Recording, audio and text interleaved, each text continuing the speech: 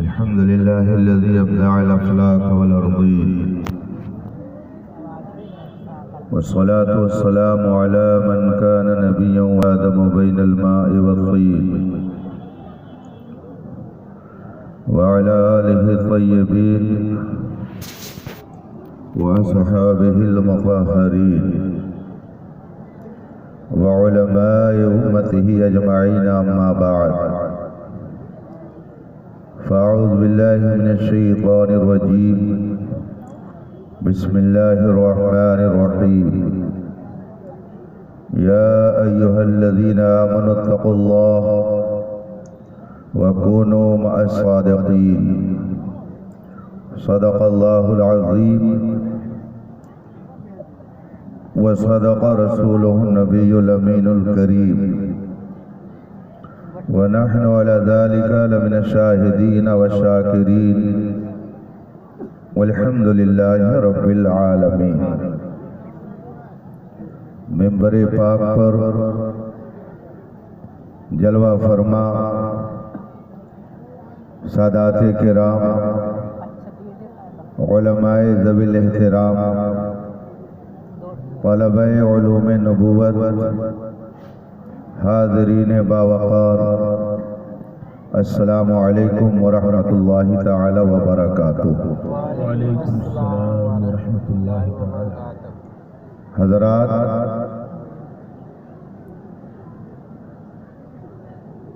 آج کا یہ عظیم الشان اجلاس اور روح پرور بزم اور سراپا قدس کے عنوان سے منعقد ہے، اور اس بزم نور میں ہندوستان کے مختلف خطوں سے عوام و خواص کا ازدحام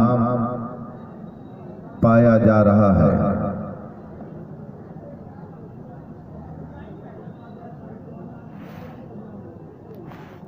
اس پیاری محفل میں سادات کرام کا نورانی قافلہ بھی اترا ہوا ہے۔ جماعت اہل سنت کے قداور علماء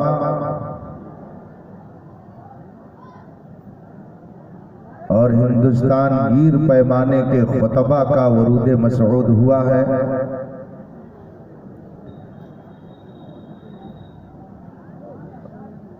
مسلک اعلی حضرت کے ماننے والے عوام کا جمع غفیر ہے۔ کیوں نہ بھر بھر جائیں سب کی جھولیاں، کیوں نہ بھر بھر جائیں سب کی جھولیاں، صاحب جود و سخا کا عرس ہے۔ بے شک بے شک۔ آج برسے گی شراب معرفت، آج میرے میں قدا کا عرس ہے۔ ماشاءاللہ۔ آج کا یہ عرس کئی جہتوں اور حیثیتوں سے بہت ساری خصوصیتیں اپنے اندر رکھتا ہے۔ میرے علم کے مطابق بریلی شریف کے علاوہ ہندوستان بھر میں غالباً یہ واحد خانقاہ ہے جہاں پر اعلیٰ حضرت کے تین خلفاء جلوہ فرما ہیں۔ بے شک بے شک۔ آج ہم اور آپ اس پاکیزہ بارگاہ میں خراج عقیدت پیش کرنے کے لیے حاضر ہیں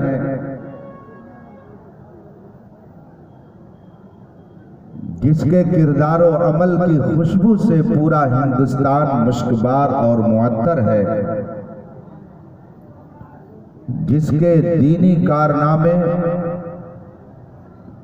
صرف ملک ہی نہیں عالمگیر ہیں، جس نے اپنے زندگی کا ہر لمحہ اسلام و سنیت کی اشاعت کے لیے وقف کر رکھا تھا، جس کے بے شمار کارنامے دیکھنے کے بعد ایک منصف مزاج شخص یہ کہہ سکتا ہے کہ اٹھائے کچھ ورق لالا نے، کچھ نرگس نے، کچھ گل نے، چمن میں ہر طرف بکھری ہوئی ہے داستان ان کی۔ بے شک بے شک۔ رب تعالیٰ ان بزرگوں کے فیض و برکات سے ہم سب کو مالا مال فرمائے۔ آمین آمین۔ میں تھوڑی دیر کے لیے آپ درمیان حاضر ہوں۔ محترم المقام حضرت ضیاء ملت دامت ظل العالی کی دعوت اور ان کی محبت کہ انہوں نے میرے نہایت کرم فرما عالم ذی شان حضرت علامہ مولانا و بالفضل اولانا مفتی کمال اختر صاحب قبلہ برہانی کے ذریعہ مجھے اس عرس پاک میں حاضری کا حکم دیا، اور پھر یہاں آنے کے بعد جو نور نور چہروں کو دیکھنے کا شرف ملا، یہ ان بزرگوں کی برکتیں ہیں اور ان کے فیوز ہیں۔ تھوڑی دیر میں آپ کے درمیان رہوں گا، مگر آئیے سب سے پہلے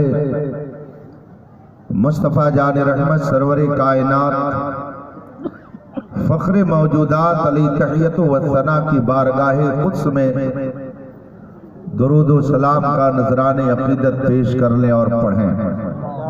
اللہم صلی علی سیدنا و مولانا محمد معدن الجود والکرم و آلہ کرام اجمعین۔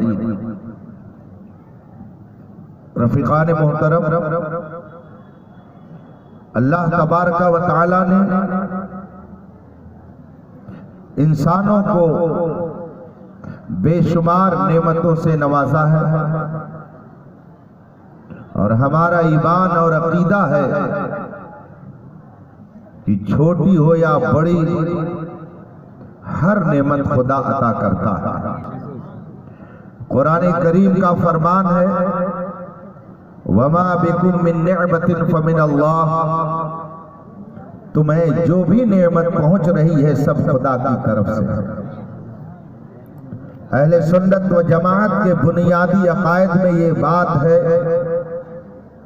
کہ ذرے ذرے کا عطا کرنے والا خدا ہے۔ بے شک بے شک۔ اگر ہم سنیوں کو کوئی شرک اور کفر میں مبتلا سمجھتا ہے تو یہ اس کی عقل کا قصور اور فتور ہے۔ الحمدللہ اہل سنت و جماعت شرک اور اس کے شائبے سے پاک ہیں۔ ہمارا بنیادی عقیدہ ہے ساری نعمتیں خدا عطا کرتا ہے، اس میں کسی سنی کا کوئی اختلاف نہیں ہے۔ اسی لیے ہم اس کی بارگاہ میں صرف جھکتے ہی نہیں ہیں بلکہ اپنی ناک بھی زمین پر رگڑ دیتے ہیں اور بندگی کا اظہار کرتے ہیں۔ اگر کوئی دوسرا کہے کہ ہمارے سامنے تم سجدہ کرو، جاہل سے جاہل بھی سنی اس بات کو گوارا نہیں کرتا ہے، اور یہ بات وہ ضرور کہہ دے گا کہ ہم اللہ کے علاوہ کسی دوسرے کے سامنے سجدہ نہیں کرتے۔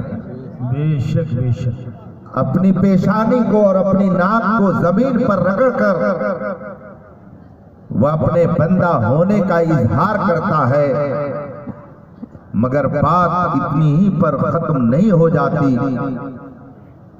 رب دیتا ہے تو ہم اس کی عبادت کرتے ہیں، مگر رب کی عبادت کا طریقہ اور شعور ہمیں جس ذات نے دیا ہم اس سے الگ نہیں ہو سکتے ہیں۔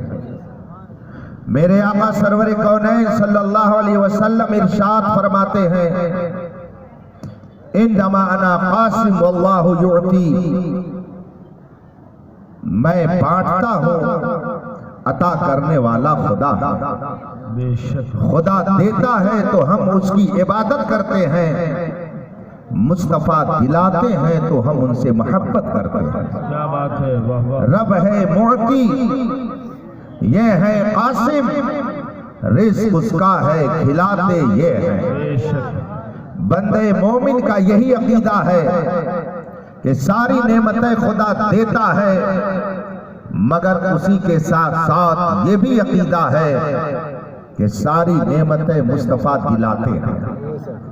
اگر کوئی آج یہ دعویٰ کرے کہ میں خدا کو مانتا ہوں، حضرت آدم علیہ السلام سے لے کر حضرت عیسیٰ علیہ السلام تک سارے نبیوں کو اور سارے رسولوں کو بھی مانتا ہوں، ساری آسمانی کتابوں کو بھی مانتا ہوں، میں خدا اور خدا کے رسولوں کو مانتا ہوں، مگر مکے میں پیدا ہونے والے حضرت آمنہ کے بطن اقدس سے وجود پذیر ہونے والے اور مدینہ طیبہ میں جا کر قیام فرمانے والے محمد عربی کو میں نہیں مانتا۔ آپ بتائیے کیا وہ مسلمان ہو سکتا ہے؟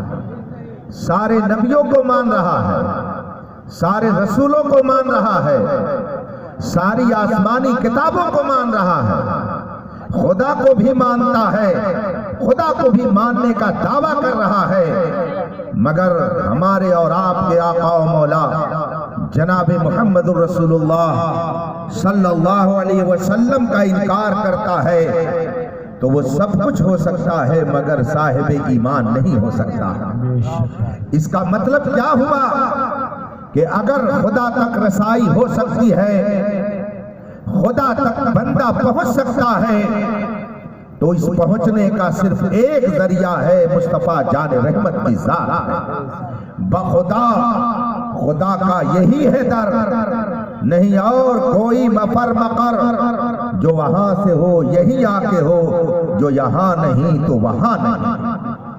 ابو جہل دربار مصطفیٰ میں نہ آ سکا، ابو لہب مکہ میں رہنے کے باوجود مصطفیٰ کا غلام نہیں بن سکا، عتبہ اور شیبہ مکے میں رہنے کے باوجود محمدی نہیں بن سکے، تو نہ ان کا مکی ہونا کام آیا، نہ ان کا قریشی اور ہاشمی ہونا کام آیا، نہ ان کا اپنی قوم کا سردار ہونا کام آیا، اور حضرت سیدنا بلال حبشی نہ مکی ہے نہ مدنی ہے، نہ قریشی ہے نہ ہاشمی ہے نہ علوی ہے، وہ تو حبش سے آئے، ایک غلام کی حیثیت رکھتے تھے، مگر رسول پاک کے دامن سے وابستہ ہو گئے تو 1400 سال ہو گیا، مگر پوری دنیا میں بلال حبشی کا کوئی جواب نہیں دیا جا سکا۔ اسی لیے شیر پیش اہل سنت کہا کرتے تھے،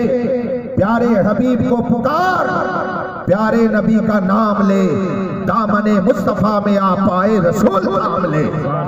یہ وہ دربار ہے جہاں پہ ایرانی اور تورانی نہیں دیکھا جاتا، یہ وہ بارگاہ ہے جہاں پر حبشی اور رومی، زنگی، اسود اور ابیض نہیں دیکھے جاتے، یہ وہ دربار ہے جہاں پر امیر اور غریب نہیں دیکھے جاتے، جو دل کا آئینہ صاف کر کے آتا ہے اسے منور کر دیا جاتا ہے۔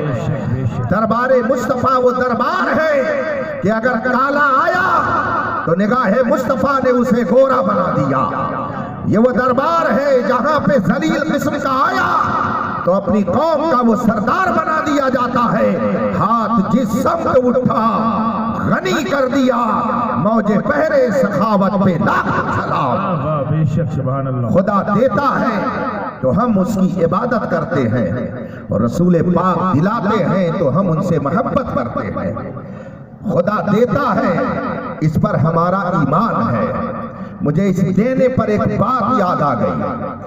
میں ابھی چلوں گا بریلی شریف اور آؤں گا جبل پور شریف. تھوڑی دیر آپ کا وقت میں بہت ہی قیمتی وقت لے رہا ہوں. مجھے یاد آ گیا اس لینے اور دینے پر ایک واقعہ.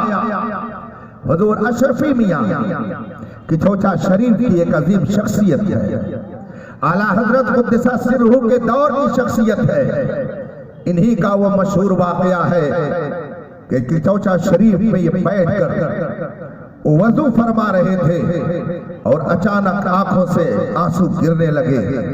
خدام نے پوچھا, حضور معاملہ کیا ہے, آنکھوں سے آنسو کیوں ٹپک پڑے ہیں؟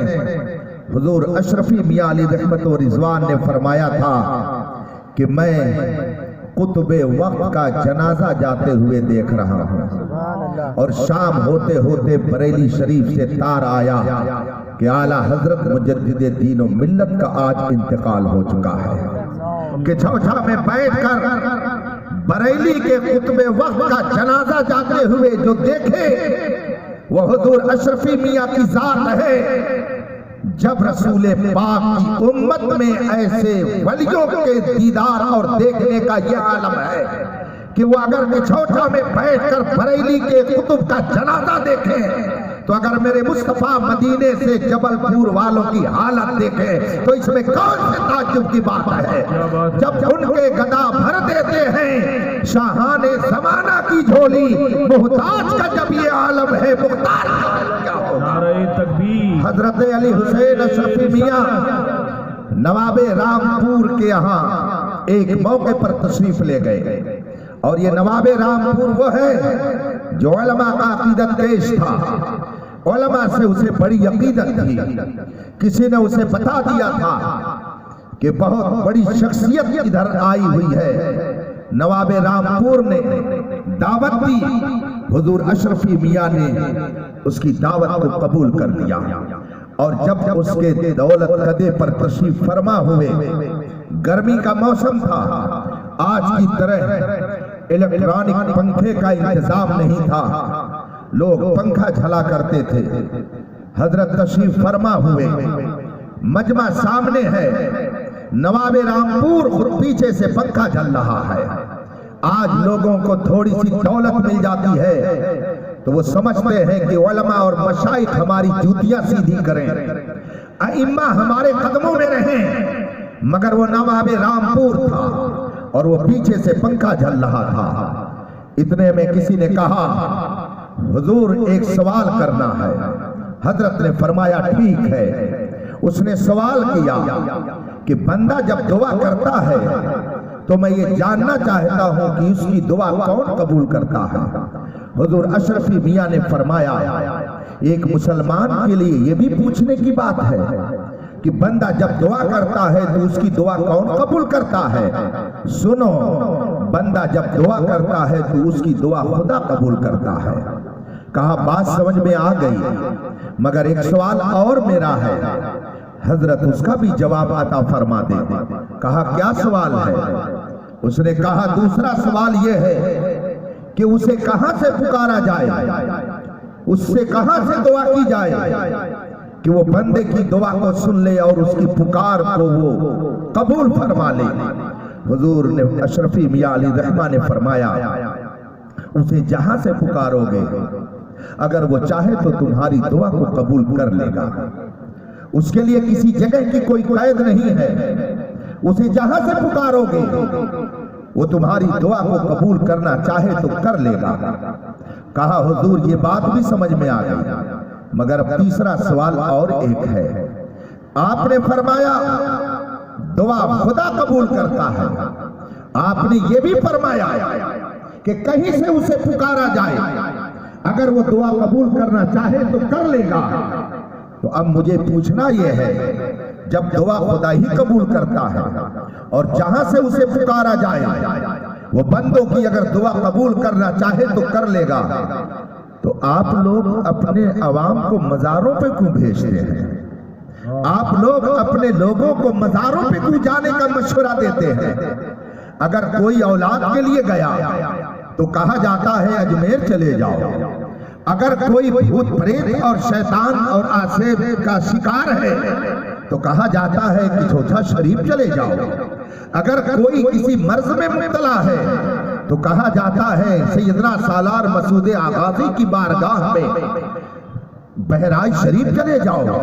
جب دعا خدا قبول کرتا ہے اور جہاں سے پکارا جائے وہ دعا قبول کر لے گا، تو آپ لوگ مزاروں پہ کیوں بھیجتے ہیں؟ ہم کو یہ فلسفہ سمجھا دیجئے۔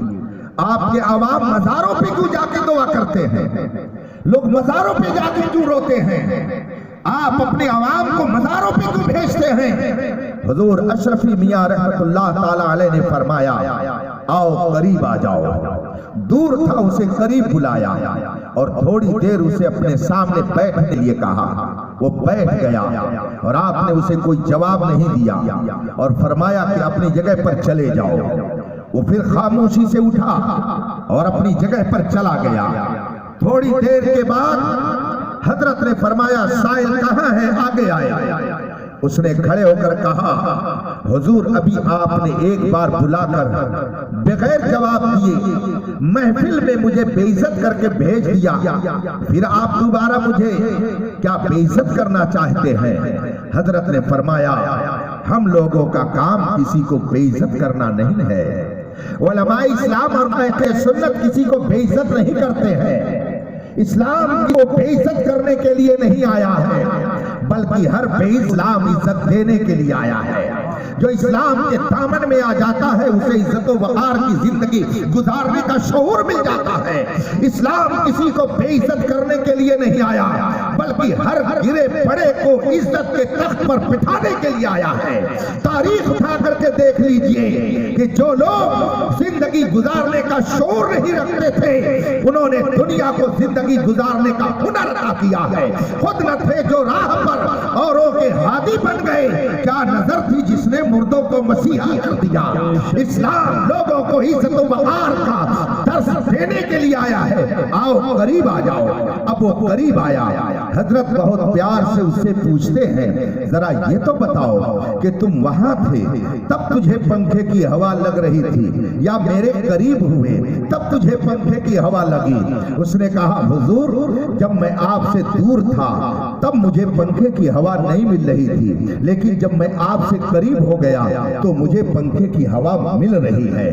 جو ہی اس نے یہ جواب دیا حضور اشرفی میاں رحمت اللہ تعالی علیہ نے نواب رامپور مخاطب فرمایا اور ارشاد فرماتے ہیں نواب صاحب آپ ہوا اسے دے رہے ہیں کہ مجھے دے رہے ہیں؟ آپ پنکھا اسے جھل رہے ہیں کہ مجھے جھل رہے ہیں؟ نواب رامپور عرض کرتا ہے حضور اس کی کیا حیثیت کہ میں اسے پنکھے جھلوں؟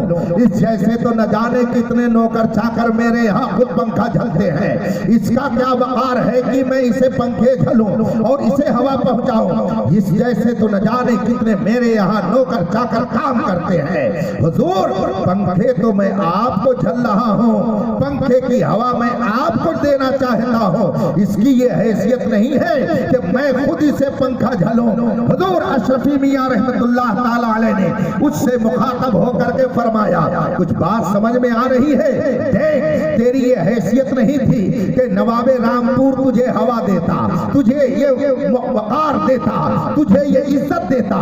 سن نواب رامپور مجھے پنکھا جل رہا تھا، وہ ہوا مجھے دینا چاہ رہا تھا، لیکن تو میرے قریب آ گیا تو نواب رامپور کے پنکھے کی ہوا تجھے بھی مل گئی۔ وہ پنکھا مجھے جل رہا تھا مگر تو میرے قریب آیا تو تجھے بھی برکت مل گئی۔ سن ہم یہ جانتے ہیں کہ ہمارے عوام کی زبان میں وہ تاثیر نہیں ہے، ہم یہ جانتے ہیں کہ یہ گنہگار ہے، ہم یہ جانتے ہیں کہ ان کے اعمال اس لائق نہیں ہیں کہ رحمت خدا بندی فوراً ان کی طرف متوجہ ہو جائے، ہم یہ جانتے ہیں ان کے کردار میں وہ پاکیزگی نہیں ہے کہ رحمت الہی فوراً ان کی طرف متوجہ ہو جائے، اور ہم یہ جانتے ہیں کہ خواجہ غریب نواز کا آستانہ رحمت و نور کی بارش میں نہا رہا ہے، ہم یہ بھی جانتے ہیں اللہ کے محبوبوں کے دربار میں رحمتوں کی بارش ہوتی ہے، ہوائیں رحمتوں کی چلتی ہے، وہاں پہ رحمت و نور کی بارش ہوتی ہے، ہم اپنے عوام کو وہاں اس لیے بھیج دیتے ہیں کہ ان کی تربت پاک پر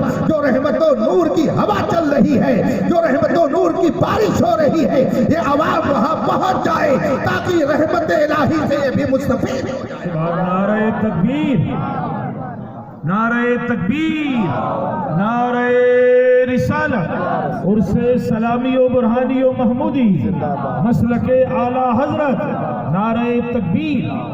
اب کچھ لوگوں نے چاہا کہ یہ مسلمان اللہ کی رحمت سے محروم ہو جائے، کچھ لوگوں نے تحریک چلائی کہ اللہ کی رحمتوں سے انہیں دور کر دیا جائے، تو انہوں نے شرک اور کفر کا ایک معجون مرکب تیار کیا، اور مزار پہ اگر کوئی گیا تو فوراً اس پر فتویٰ لگانا شروع کر دیا، یہ کفر ہے، کھڑے ہو گئے سلام پڑھنے کے لیے تو یہ کفر ہو گیا، یا رسول اللہ کہہ دیا تو شرک ہو گیا، یا غوث کہہ دیا تو مشرک ہو گئے۔ ایک تحریک چلائی گئی کہ لوگوں کو اللہ کی رحمتوں سے دور کیا جائے، لوگوں کو کفر و شرک کا فتویٰ دے کر کے ان کے اندر خوف پیدا کیا جائے تاکہ اللہ کی رحمتوں سے دور ہو جائیں۔ یہ تحریک ہندوستان میں بڑے زوروں پر چلی، لیکن رحمت الہی نے چاہا کہ ہندوستانی مسلمان اللہ کی رحمت میں نہاتے رہیں، اللہ کی رحمتوں سے فیض پاتے رہیں۔ تو جب تحریک چل رہی ہے ادھر سے کہ مزاروں پہ جانا شرک اور کفر ہے، یا رسول اللہ کہنا یہ شرک ہے، یا رسول اللہ کا نعرہ لگانے والا مشرک ہو جاتا ہے، خدا سے مانگو، خدا کے علاوہ کسی سے نہ مانگو، کہیں اور جانے کی ضرورت نہیں ہے، کسی اور کو اگر کہو گے کہ دیتا ہے تو یہ کفر اور شرک ہو جائے گا۔ غلط طریقے سے لوگوں کے ذہن میں شکوک و شبہات پیدا کرنے کی تحریک چلائی گئی۔ ایسے وقت میں رب قدیر نے ہندوستانی مسلمانوں کے ایمان کی حفاظت کے لیے بریلی میں امام احمد رضا کو پیدا فرمایا، جس امام احمد رضا نے 1000 کتابیں لکھ کر کے دنیا والوں کے سامنے یہ بتا دیا کہ جو دشمن خدا و رسول ہیں وہ سب کچھ ہو سکتے ہیں، مگر اے مسلمانوں تم ان کے فریب میں مت آنا۔ سونا جنگل رات اندھیری چھائی بدلی کالی ہے، سونے والوں جاگتے رہیو چوروں کی رکھوالی ہے۔ اس امام احمد رضا نے جب کتابیں تصنیف کرنی شروع کی تو ایک ایک جملے جو بدعقیدوں کی زبان سے نکلتے تھے اس کا آپریشن شروع کر دیا۔ اگر ادھر سے آواز آئی کہ نبی کچھ نہیں دیتے ہیں تو ادھر سے للکار کر کے امام احمد رضا کہہ رہے ہیں کون دیتا ہے، دینے کو منہ چاہیے، دینے والا ہے سچا ہمارا نبی۔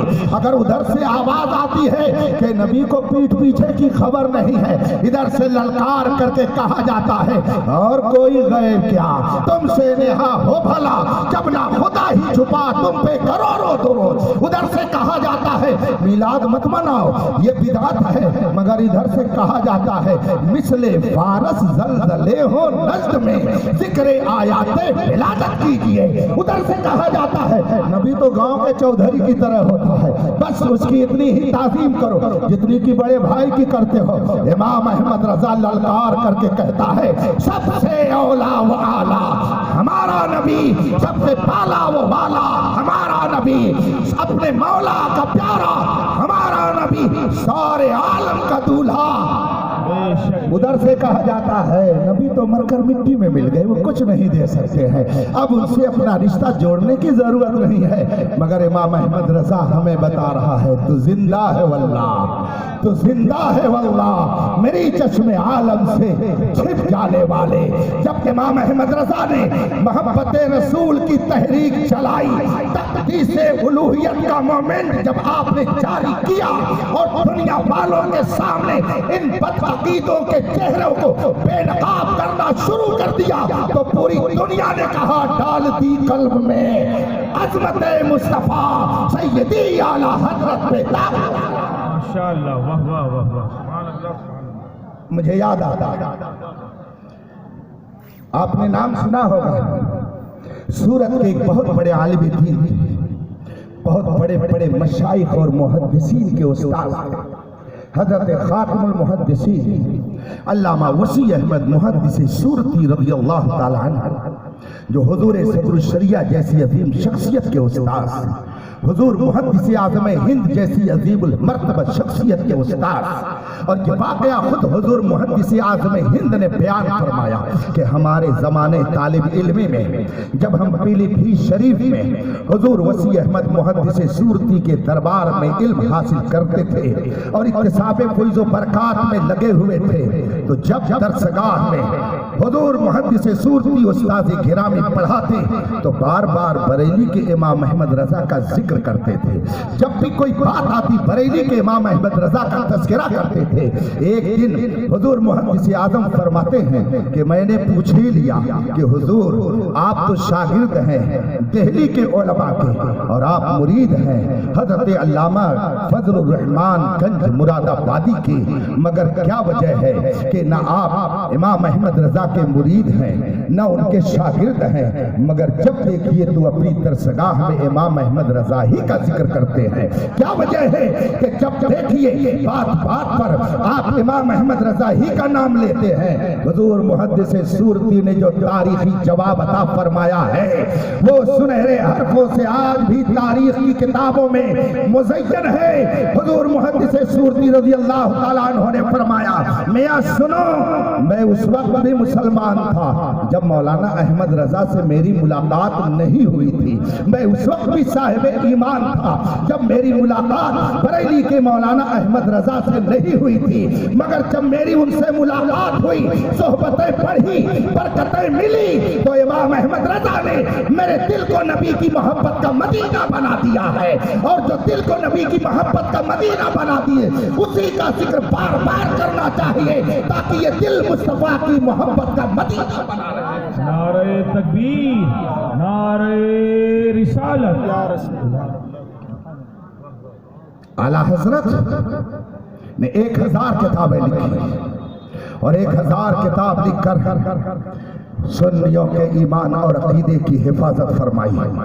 ہندوستان کی سرزمین پر جب تحریک وہابیت و دیوبندیت و قادیانیت نے اپنا طوفان برپا کیا، ہندوستان کی ساری خانقاہیں دیکھ رہی تھی کہ کون مرد مجاہد میدان میں اترتا ہے، کون رسول پاک کا شہدائی میدان میں آتا ہے، کون ہے جو مرد مجاہد بن کر ان باطل طاقتوں کا مقابلہ کرتا ہے، کون ہے جو ان کے ہر جملے کا جواب دیتا ہے۔ ہم نے جب ہندوستان بھر کی خانقاہوں، ہندوستان بھر کی درسگاہوں کا جائزہ لیا، اس کے بعد اس نتیجے پر پہنچے کہ وہ بریلی کا امام احمد رضا تھا جس نے خود تحدیث نعمت کے طور پر کہا، سن لے آدھا کل کے رضا ہے خنجرے خوخار برقبار، آدھا سے کہہ دو خیر منائے نہ شر کریں۔ نبی کی عظمت پر جو لوگ حملہ کر رہے تھے، بہت سارے لوگ بیٹھ کر کے اس انتظار میں تھے کہ کوئی نکلے اللہ والا جو ان باطل طاقتوں کا مقابلہ کرے۔ رب قدیر نے بریلی میں امام احمد رضا کو پیدا فرما کر ہم سنیوں کے ایمان کی حفاظت کا ایک عظیم قلعہ عطا کر دیا۔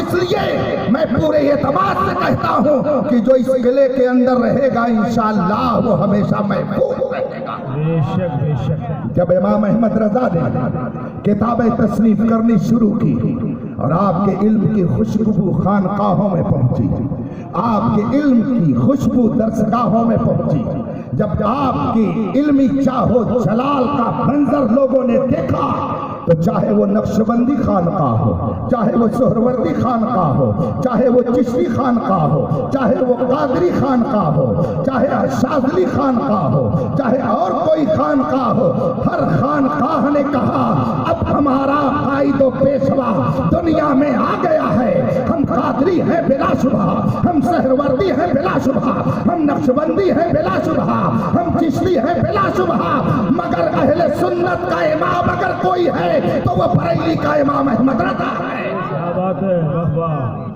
یہی وجہ ہے کہ دنیا کے جس خطے میں آپ جائیے، اگر آپ کہیں گے کہ میں سنی ہوں تو وہ کہے گا کہ بتائیے امام احمد رضا والے ہیں کہ نہیں ہیں۔ یہ خود میرے ساتھ ہو چکا ہے، میں الحمدللہ متعدد بار مدینہ منورہ کی زیارت سے مشرف ہو چکا ہوں، اور یہ حضرت علامہ مفتی عابد حسین صاحب جنہوں نے جہان برہان ملت ترتیب دی ہے، یہ میرے عرفاتی بھائی ہیں، یہ بڑے نیک ہیں، اور ہمارے گروپ میں جو نیکوں میں نیک مانے جاتے ہیں ان میں سے ایک ہے۔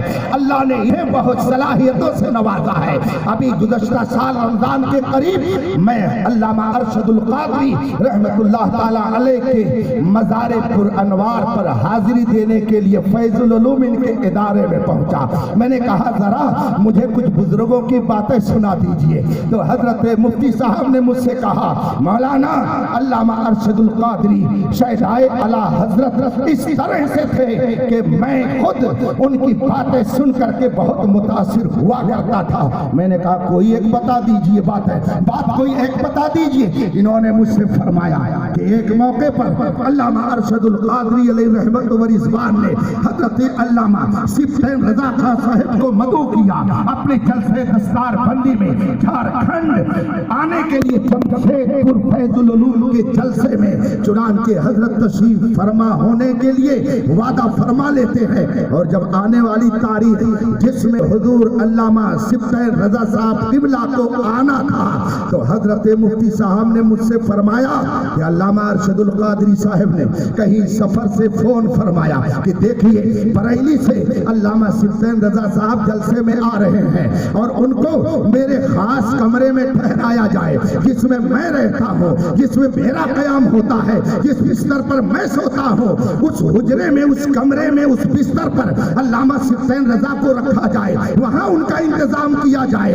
اب آگے جو وجہ انہوں نے بیان کی، یہ بیٹھے ہیں تو مجھے بات یاد آ گئی، انہوں نے مجھ سے بیان کیا تاکہ یہ روایت اور پختہ ہو جائے، اس لیے کہ ہمارے معتبر عالم دین ہے، میں اس لیے ان کے سامنے یہ عرض کر رہا ہوں، بات ذہن میں آ گئی تو سنا دے رہا ہوں۔ حضرت نے مجھ سے فرمایا کہ علامہ ارشد القادری فرماتے ہیں کہ ان کا قیام میرے کمرے میں رہے گا، میرے حجرے میں رہے گا، میرے بستر پر ان کا انتظام کیا جائے گا۔ تو کیا جائے گا؟ حضرت علامہ ارشد القادری فرماتے ہیں وجہ یہ ہے کہ اعلیٰ حضرت کے خاندان پر رسول پاک کی خصوصی عنایت ہے، اعلیٰ حضرت کے خاندان پر، اعلیٰ حضرت کے خاندان پر رسول پاک کی خصوصی عنایت ہے، یہ جہاں جہاں جائیں گے مصطفیٰ کی عنایت وہاں وہاں جائے گی۔ میں یہ چاہتا ہوں میرے حجرے میں بھی اعلیٰ حضرت کے واسطے سے رسول پاک کی عنایت پہنچ جائے، اس لیے انہیں میرے کمرے میں ماشاءاللہ، واہ واہ واہ واہ واہ واہ۔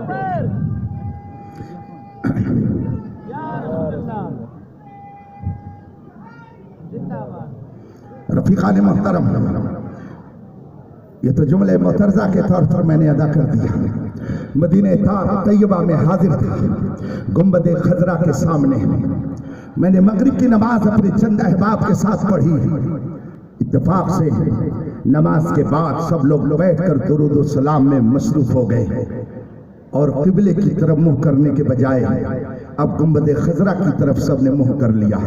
ایک متوع جس کو میں کہتا ہوں اپنی زبان میں کتوع، ایک متوع، وہاں مولوی کو متوع کہتے ہیں لیکن میں کتوع کہتا ہوں، وہ تھوڑی دیر ادھر ادھر مٹلاتے ہوئے میرے پاس آ کر کے کھڑا ہو گیا اور کہتا کیا ہے کہ یہ سب احمد رضا والے ہیں، یہ سب احمد رضا والے ہیں۔ جو ہی اس نے کہا میں سمجھ گیا کہ یہ کیوں کہہ رہا ہے۔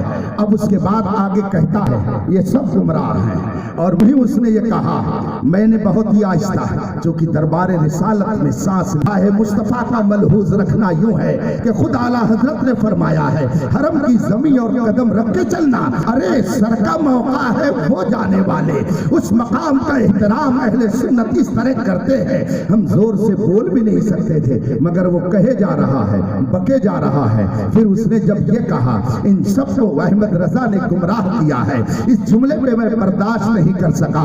मैंने बड़ी आहिस्ता आवाज में कहा कि क्या वजह है, हाँ उन्होंने आपका क्या बिगाड़ा?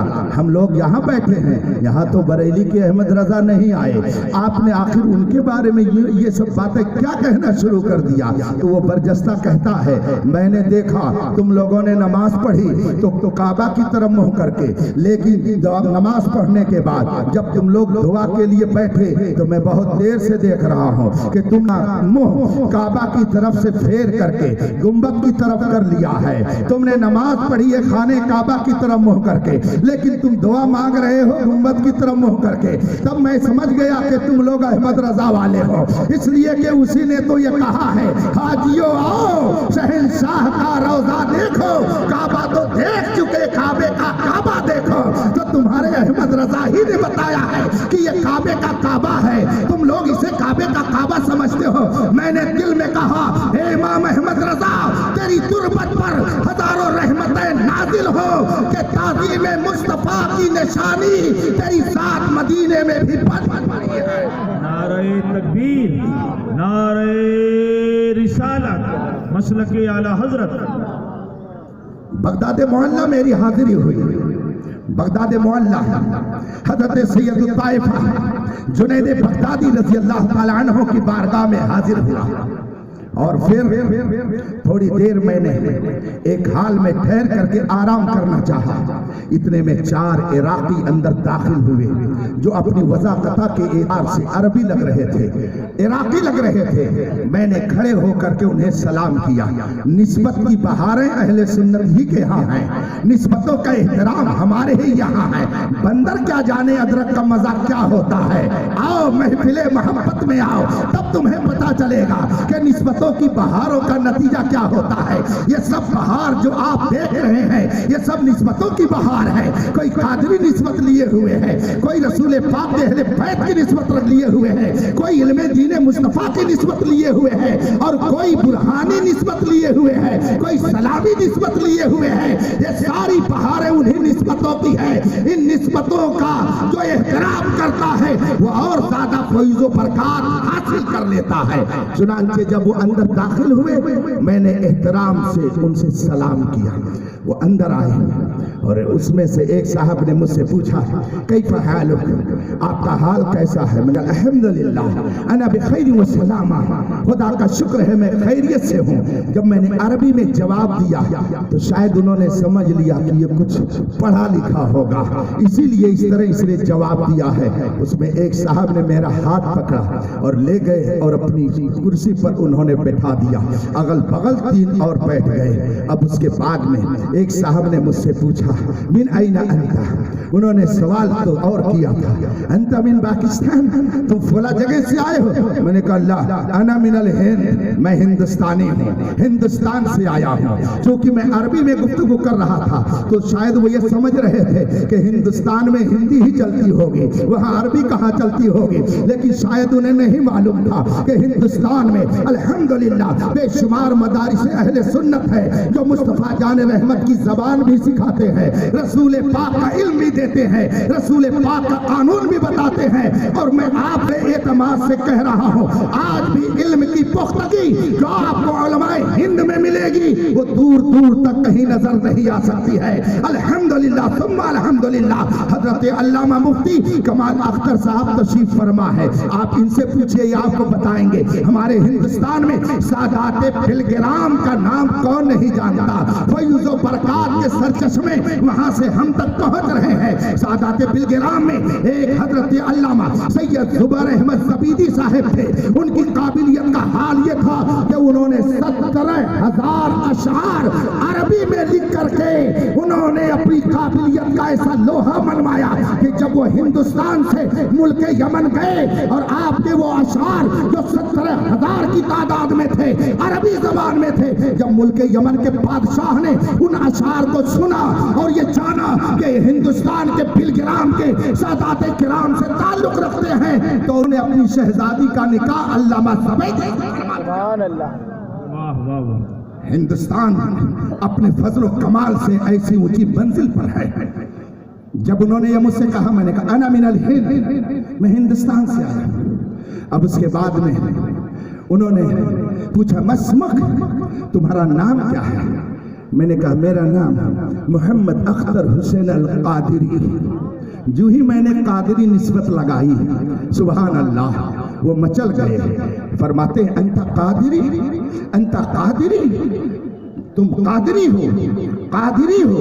میں نے کہا نام انا قادری، میں قادری ہوں. انتسب الى الشیخ عبد القادر الجیلانی البغدادی، میری نسبت سیدنا شیخ عبد القادر جیلانی بغدادی سے ہے، اس لیے میں قادری کہلاتا ہوں، قادری لکھتا ہوں. الحمدللہ اس قادری نسبت پر ہم سب کو فخر کرنا چاہیے. اور مفتی پارا علامہ رجب علی صاحب رحمۃ اللہ تعالی علیہ اس حوالے سے عرض کرتے ہیں اہل نسبت جانتے ہیں نسبت باب رضا ملتا ہے اس در سے جامع قادریت. واہ واہ وہ قادری میں خانہ ہے الحمدللہ.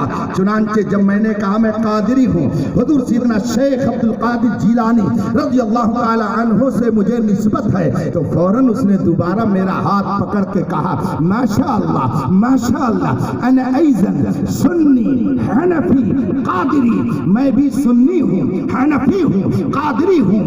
مدرس و خطیب جامع جنید البغدادی حضرت جنید بغدادی کی اس مسجد کا میں خطیب و امام ہوں، یہاں کا مدرس ہوں، یہاں کا استاد ہوں. گویا وہ کوئی معمولی حیثیت کے آدمی نہیں تھے، وہ حضرت سیدنا جنید بغدادی کی جامع مسجد کے امام تھے، وہاں کے خطیب تھے، وہاں کے دربان تھے، وہاں کے استاد تھے. اب اس کے بعد جب انہوں نے یہ جان لیا کہ میں سنی ہوں، قادری بھی ہوں، حنفی بھی ہوں اور پھر ہندوستان سے آیا ہوں، تو فوراً انہوں نے مجھ سے سوال کیا.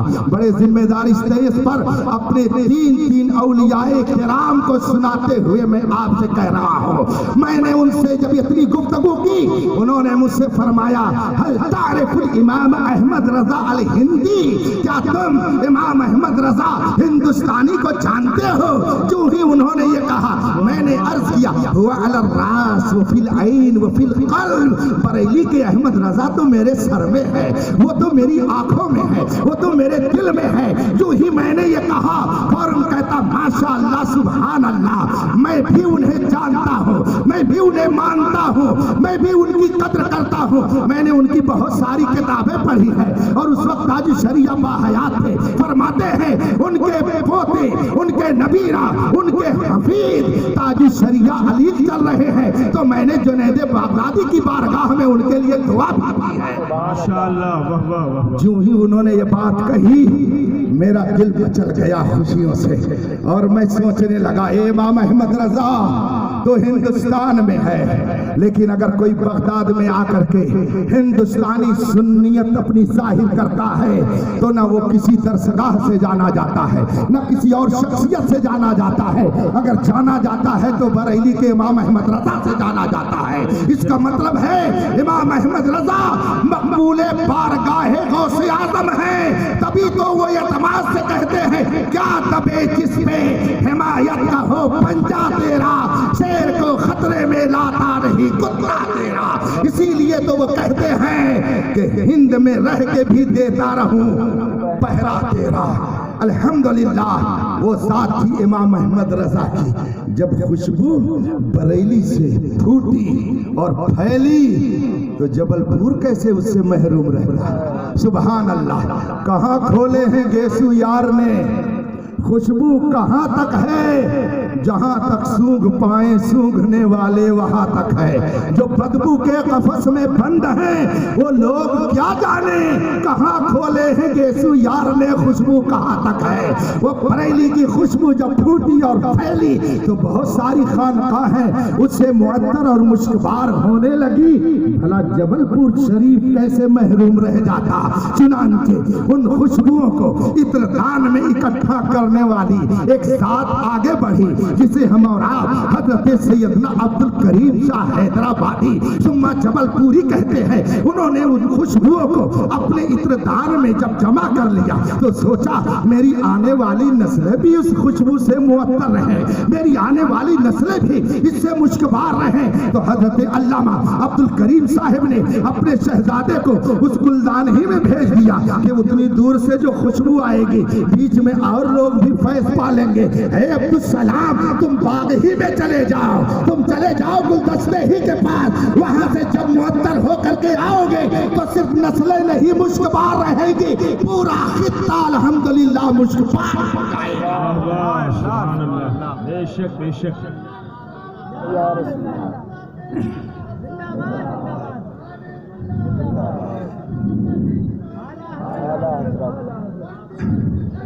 ابھی میں نے دیکھا حضرت کے ساتھ فاتحہ پڑھنے کے لیے گیا، جن کا زیادہ قرب ہوتا ہے ان کے ساتھ آپ دامن سے لگے رہیے گا، ان کی نسبتیں زیادہ برکت دیتی ہیں۔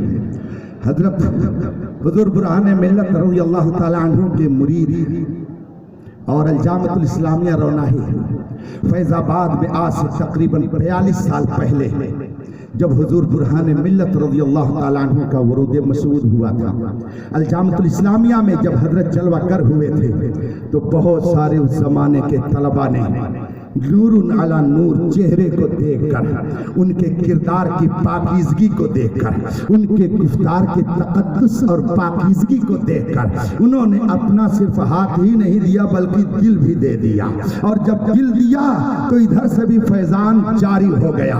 حضرت مولانا قاری جلال الدین صاحب برہانی یہ بھی الجامعۃ الاسلامیہ میں اسی وقت مرید ہوئے تھے، جو اس وقت گورکھپور شہر میں رہتے ہیں، ان کا بھی میں نے یہاں پہ دیدار کیا، وہ بھی آئے ہوئے ہیں، وہ بھی الجامعۃ الاسلامیہ روناہی کے پروڈکٹ ہیں۔ حضرت نے بھی وہی دامن سے وابستگی حاصل کی ہے۔ فرمانے لگے حضور برہان ملت آج سے تقریباً 42 سال پہلے جب الجامعۃ الاسلامیہ روناہی میں پہنچے، لوگوں نے کردار کی پاکیزگی کو دیکھا، علم و حیبت، علم کا جور جاہ و جلال دیکھا، حکمت و دانائی کی نورانی کرنوں کو دیکھا، تو بہت سارے طلبہ ان سے مرید ہوئے۔ الحمدللہ انہی میں آپ بھی ہیں۔ ابھی ان کے دامن سے وابستہ ہو کر میں خانقاہ مقدس میں گیا، مزار پر انوار پر حاضری دینے کے لیے گیا، تو میں نے دیکھا کہ ایک طرف لکھا ہوا ہے 1317 اور دوسری طرف لکھا ہوا ہے 1371، گنتی ادھر سے ادھر کر دی گئی، تو ایک کی وفات 1317 میں ہو رہی ہے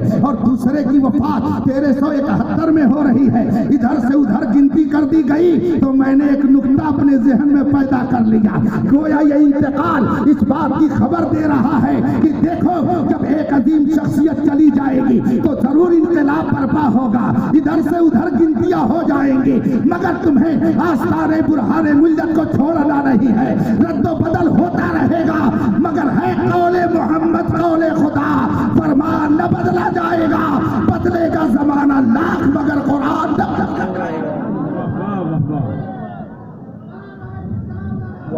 اور پھر حضرت عید الاسلام کی دربت انور کی پیشانی پر لکھا ہوا خلیفہ اول اعلیٰ حضرت، گویا اعلیٰ حضرت کے سب سے پہلے خلیفہ کا نام حضرت عید الاسلام علامہ عبدالسلام ہے۔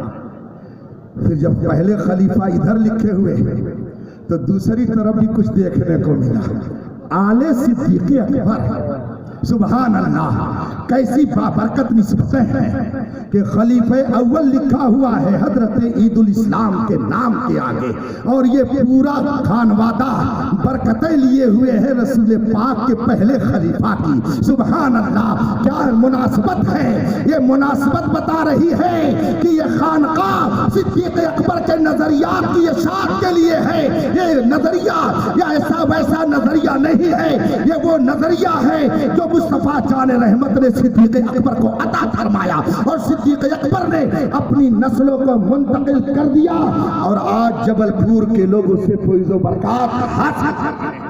بے شک بے شک۔ میں نے دیکھا اس میں صوفی کا لفظ بھی لگا ہوا ہے، اور ابھی حضرت نے فرمایا صوفی ضیاء صاحب، تو لفظ صوفی پر بھی مجھے ایک بات یاد آ گئی، خود بدلتے نہیں، اسلام بدل دیتے ہیں، ہوئے کس درجہ فقیہان حرم بے توفیق. جیسے بہت ساری چیزوں کی ڈیفینیشن بدل رہی ہے، الفاظ کے معنی بدل رہے ہیں. پہلے مولوی جب کہا جاتا تھا تو بہت قابل آدمی سمجھا جاتا تھا، اسی لیے اعلیٰ حضرت کے زمانے میں اعلیٰ حضرت کو بھی مولوی لکھا جاتا تھا بلکہ کہا جاتا تھا. البتہ چند مولوی حضرات میں جو بڑے ہوتے تھے ان کو بڑے مولوی کہا جاتا تھا، مگر اعلیٰ حضرت کے بارے میں جگہ جگہ لفظ مولوی لکھا ملے گا. اس زمانے کے اور بھی بڑے بڑے علماء اور آپ سے پہلے بھی بڑے بڑے علماء جو تھے ان کو مولوی کہا جاتا تھا. لیکن اگر آج حضرت کو مولوی کہہ کر کے ہمارے مولانا جعفری صاحب پکار دیں کہ آپ کے سامنے مولوی کمال اختر صاحب آ رہے ہیں، تو یہ ان کے شرافت تو ہے کہ یہ کچھ نہیں بولیں گے، مگر دوسروں کا ٹمپریچر ضرور ہائی ہو جائے گا کہ دیکھیے اتنے بڑے خطیب کو یہ مولوی کہہ رہے ہیں. اب معنی بدل گیا، لفظ وہی ہے مگر معنی بدل گیا. پہلے قطب الاقطاب ہر ایک کو نہیں کہا جاتا تھا. اعلیٰ حضرت جس کو جو لفظ بولتے تھے وہ تصنع اور تخیل نہیں ہوتا تھا، وہ صرف بناوٹ نہیں ہوتی تھی، وہ سچائی ہوتی تھی. میں نے دیکھا اعلیٰ حضرت نے حضرت عید الاسلام علامہ عبدالسلام رضی اللہ تعالی عنہ کے لیے سی پی کے خطبے اوحد کا کلمہ استعمال کیا ہے. یہ ایک مجدد نے حضرت عید الاسلام کے لیے قطب کا لفظ استعمال کیا ہے اور اوحد بھی لگایا ہے. گویا سی پی کے سب سے بڑے اور ممتاز قطب کا نام عید الاسلام عبدالسلام ہے. یہ کون کہہ رہا ہے؟ یہ کوئی ایرے خیرے نہیں بلکہ اپنے وقت کا مجدد کہہ رہا ہے. سبحان اللہ سبحان اللہ. یاد رکھیے گا.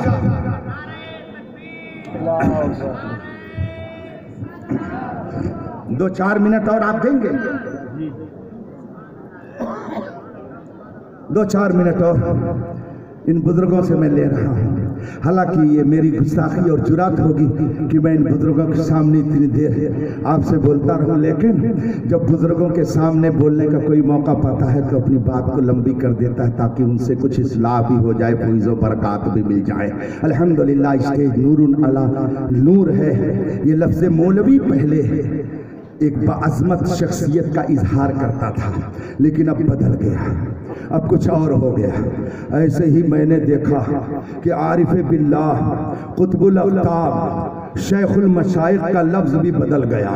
پہلے بولا جاتا تھا واقعی جو قطب ہوتا تھا، واقعی جو اللہ والا ہوتا تھا، واقعی جو عارف باللہ ہوتا تھا. لیکن میں نے خود دیکھا لکھنؤ میں ایک پیر صاحب پہنچے جو کلین شو تھے، یعنی داڑھی بھی نہیں تھی، ان کا انداز بھی عجب تھا، ان کی باتیں بھی عجب تھی، ان کا رہن سہن بھی عجب تھا. یہ سب میں نے اپنی آنکھوں سے دیکھا تھا. لیکن جب ان کا انتقال ہوا تو ان کے مریدوں نے ان کے عرس کے لیے جب پوسٹر شائع کیا تو اس میں لکھا تھا عارف باللہ قطب ربانی. میں سوچنے لگا کہ اگر ایسے ہی لوگ قطب ربانی ہوتے ہیں تو پھر جو حقیقت میں قطب ربانی ہوتے ہیں وہ کدھر جائیں گے؟ کلین شیو قطب ربانی ہو گیا، بے عمل قطب ربانی ہو گیا، نماز کا چھوڑنے والا عارف باللہ ہو گیا. اسی لیے فرمایا گیا ہے چمکتا جو نظر آئے وہ سب سونا نہیں ہوتا. اگر دنیا میں رہنا ہے تو کچھ پہچان پیدا کر. آج بہت سارے جاہل قسم کے لوگ جنہوں نے اپنے 10 انگلیوں میں 10 انگوٹھیاں ڈال رکھی ہو، سونے کی لاکی بھی پہن رکھی ہو، ہزارہ تسبیح بھی گلے میں ڈال رکھی ہو، اور وہ لمبے لمبے 2 ہاتھ کے بال بنا رکھے ہو، اور انہوں نے چار نہیں بلکہ 25 میٹر کی پگڑی بھی باندھ رکھی ہو، اور ایک وقت کی نماز نہ پڑھتا ہو، اور پہنچا کوئی اور آنکھ نیلی پیلی کر دیا اور سر ذرا سا ادھر ادھر ہلا دیا اور ادھر ادھر ہاتھ ہلا کر کے جلیبی لا کر کے رکھ دیا. سمجھنے والے سمجھتے بہت بڑا اللہ والا آ گیا ہے، یہ تو اللہ کا ولی ہے. ارے دیکھتے نہیں ہو اس نے منٹوں سیکنڈوں میں گرم جلیبی کھلا دیا. تو کوئی گرم جلیبی کھلا کر کے ایمان لے رہا ہے، کوئی میٹھا لڈو کھلا کے ایمان لے رہا ہے، اور کوئی تصوف کے نام پر ایمان لے رہا ہے، کوئی صلح کلیت پھیلانے کے لیے تحریک چلا رہا ہے. اس لیے رفیقان محترم فتنہ فتنوں کے اس دور میں اگر آپ یہ چاہتے ہیں کہ آپ کا ایمان سلامت رہے تو میں بڑے اعتماد سے کہتا ہوں اس قلعے میں آ جاؤ جس قلعے کی تعمیر اس علاقے میں ان بزرگوں نے کیا ہے، حضور برہان ملت نے کیا ہے، حضور عید الاسلام نے کیا ہے۔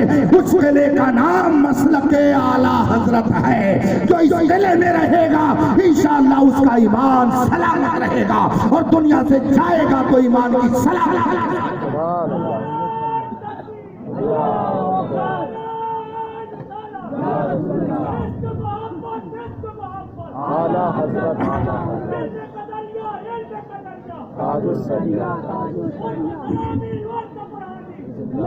آج کل لوگ کچھ کہتے ہیں یہ صوفی صاحب ہیں، کون؟ جو حکمرانوں کے دربار میں جا کر کے جب عیسائی کریں یہ صوفی صاحب ہیں۔ کیوں؟ اس لیے کہ ان کو بہت وجد اور حال آتا ہے، کب جب تال چلتی ہے یہ صوفی صاحب ہیں۔ کیوں؟ اس لیے کہ دیکھیے نا کتنے خوبصورت اپنی فوٹو میں یہ لگ رہے ہیں، یہ صوفی صاحب ہیں۔ کیوں؟ اس لیے کہ یہ کسی کو کچھ کہتے نہیں ہیں، یہ صوفی صاحب ہیں۔ کیوں؟ اس لیے کہ یہ سب کو ساتھ لے کے چلتے ہیں۔ میں سوچنے لگا یا اللہ، کیا تصوف اسی کا نام ہے؟ کیا صوفی ایسے ہی کو کہتے ہیں جو کافر کو کافر نہ کہے، جو بے دین کو بے دین نہ کہے، جو مرتد کو مرتد نہ کہے، جو طہارت اور نجاست کو ایک ساتھ لے کر کے چلے؟ کیا آج کل ایسے ہی کو صوفی کہا جاتا ہے؟ ابھی جب صوفی ضیاء صاحب کا نام حضرت نے لیا تو مجھے ایک صوفی اس کائنات میں اور نظر آ گیا۔ میں نے جب اس کے تصوف کی دنیا میں جا کر کے تھوڑی دیر غور کیا اور تصوف کی تعریف اور اس کی ڈیفینیشن میں نے جب اپنے ذہن میں نکالنے کی کوشش کی تو صوفی کی ایک تعریف مجھے یہ ملی کہ جسم کے دل میں صرف اللہ رسول ہو اور کسی کی محبت نہ رہے وہ صوفی ہے۔ اسی کو صوفی کہا جائے گا کہ جس کے دل میں صرف اللہ رسول کی محبت ہو، نہ اولاد کی محبت، نہ بیوی کی محبت، نہ رشتہ دار کی محبت، نہ مال کی محبت، نہ پراپرٹی کی محبت، نہ جان کی محبت، کسی چیز کی محبت نہ ہو۔ محبت ہو دل میں تو صرف اللہ رسول کی محبت ہو، وہی حقیقت میں صوفی ہوتا ہے۔ اور جب میں نے غور کیا تاریخ کے 1400 سالہ صوفیاء کرام کو جب میں نے کچھ پڑھنے کی کوشش کی تو ایک صوفی سب سے پہلے کائنات میں ایسا ملا کہ جو اس معیار پر اترتا ہے جسے صدیق اکبر کہا جاتا ہے، جسے سیدنا صدیق اکبر کے لقب سے یاد کیا جاتا ہے، جو رسول پاک کا خلیفہ اول ہے۔ اس لیے کہ جب رسول پاک نے فرمایا اسلام کو ضرورت ہے تمہارے مال کی، اسلام کو ضرورت ہے تمہارے پیسے کی، لاؤ سب لوگ پیسے لے کر کے آؤ، سب لوگ لا رہے ہیں۔ حضرت سیدنا عمر فاروق اعظم فرماتے ہیں آج تو میں آدھا مال لے کر کے جاؤں گا تاکہ میرا مال سب سے زیادہ ہو جائے، رسول پاک خوش ہو جائے۔ اور ادھر سیدنا صدیق اکبر ہے، وہ اپنے گھر کا سارا اثاثہ اکٹھا کرتے ہیں، ایک چھوٹا سا سامان بھی نہیں چھوڑتے ہیں اور سب رسول پاک کی بارگاہ میں لے جا کر کے حاضر کر دیتے ہیں۔ نگاہ مصطفیٰ دیکھ رہی تھی کہ کون کیا لے کر کے آ رہا ہے، کون کیا لے کر کے حاضر بارگاہ ہو رہا ہے۔ اتنے میں صدیق اکبر جب اپنا اثاثہ لے کر کے آتے ہیں، عمر فاروق اعظم بھی لا چکے ہیں، دیگر صحابہ بھی حاضر کر چکے ہیں۔ میرے آقا فرماتے ہیں ابو بکر گھر میں کچھ چھوڑ کر کے آئے ہو؟ جواب ملا صدیق کے لیے ہے خدا کا رسول۔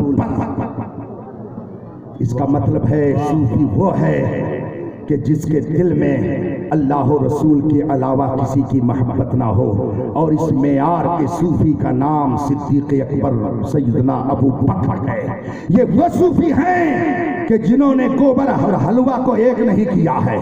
یاد رکھیے گا جو لوگ گوبر اور حلوہ کو ایک کریں گے تو نقصان حلوے کا ہی ہوگا، گوبر کا کچھ نہیں نقصان ہوگا۔ گوبر میں آپ کی زبان میں ہی کہہ رہا ہوں اس لیے کہ یو پی اور مدھیہ پردیش ایک دوسرے سے ملا ہوا ہے، آپ ضرور سمجھ رہے ہوں گے۔ گوبر کہاں رہتا ہے؟ ڈسٹ بین میں، کوڑے دان میں۔ اور مٹھائی کہاں رہتی ہے؟ فریج میں، آج کل الماری میں، تشتری میں۔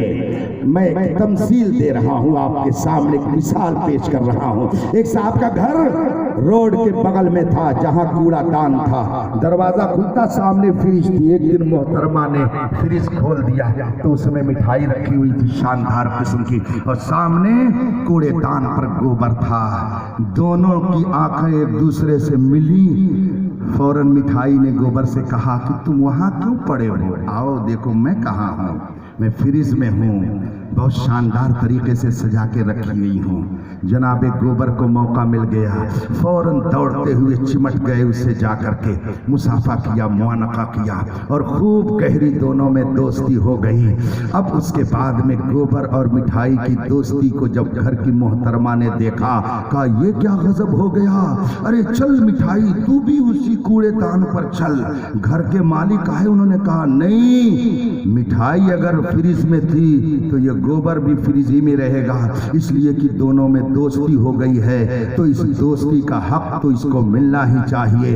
अब दोनों को जनाब आली ने अपने मकान मालिक होने के नशे में कहा, बीवी सुन ले, फ्रिज के अंदर ही रखे जाएंगे गोबर और मिठाई को। बीवी ने कहा सुनिए जनाब, साफ मैं करती हूँ, अगरचे खरीद कर आप ले आए हैं, अब ये मिठाई ये फ्रिज में रहने के काबिल नहीं है, ले जाइए कूड़ेदान पर दोनों को फेंक दीजिए। और अगर आप ज्यादा जलाल देखना दिखाएंगे तो फ्रिज भी बाहर जाएगी और आप भी बाहर रहेंगे, लाक कर दूंगी, अंदर दाखिल नहीं हो पाएंगे। जनाब आली चुपचाप ठहर गए और मजबूरन उस मोहतरमा मिठाई को भी उठाया और जनाब गोबर के साथ ले जाकर के कूड़ेदान पर फेंक दिया।